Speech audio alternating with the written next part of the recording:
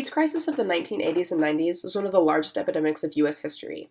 While HIV and AIDS are still major health problems, there have been advancements in medicine and technology that have helped to prevent the spread of these diseases and STIs in general.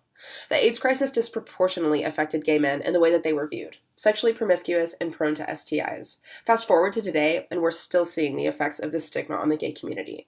The Center for Disease Control continually reports that gay men have the highest rates of STIs in America.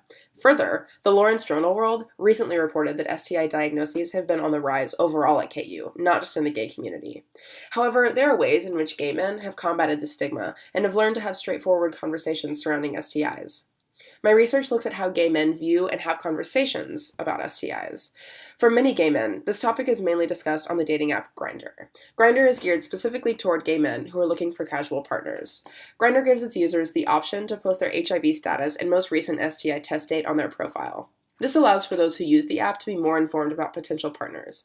Having an open conversation about STIs is something that's not often brought up in heterosexual relationships.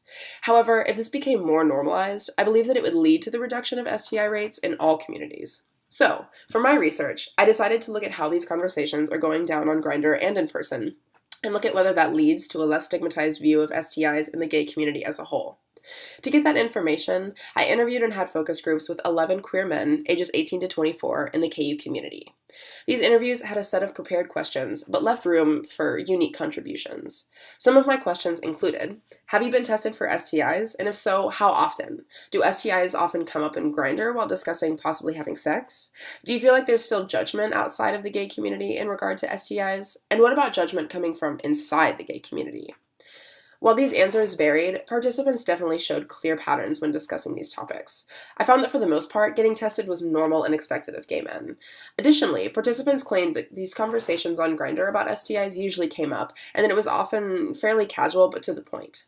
Participants agreed, though, that they felt that there is judgment from inside and out of the gay community on gay men who have had an STI before. However, this sense of judgment did not stem from the STIs themselves. This is where it gets interesting. So most of the participants explained that they felt that there was a much larger stigma with having multiple sexual partners than with contracting the STI itself. They felt that hearing that someone has contracted an STI is judged from people inside and out of the gay community because it's assumed that the person is promiscuous.